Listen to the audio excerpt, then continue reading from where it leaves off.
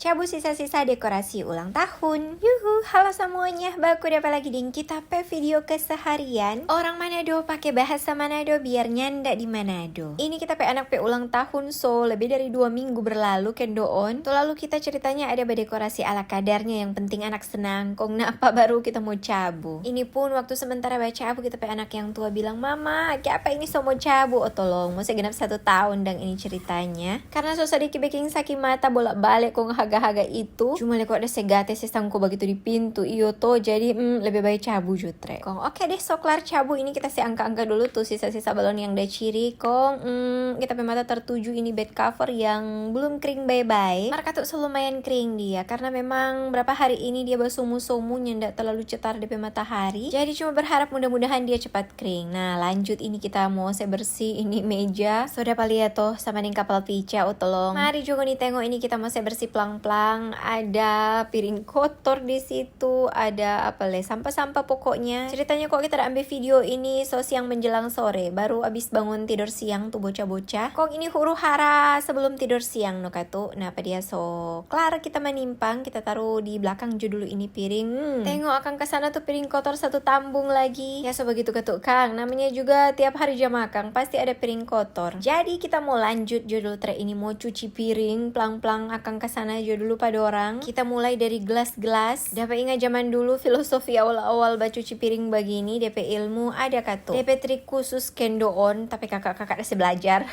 Kalau mau cuci piring, cuci dulu DP gelas. Karena kayak apa? Gelas itunya ndak terlalu berminyak. Jadi ya semenjak itu katu kita kalau cuci piring cuci gelas dulu. Abis gelas kita cuci DP leper, baru DP piring-piring posleng yang sekiranya ndak terlalu berminyak. Baru tuh plastik-plastik dan perkakas-perkakas yang kiranya berminyak sekali, dorong tuh kita kasih ke belakang. Mari kembali ke cara masing-masing katu. No terserah, yang penting dan pokoknya cuci tuh piring-piring sampai dia bersih kong sunya nak berminyak iyo toh. Biasanya le kita tak kumpul piring sedikit so langsung dia cuci.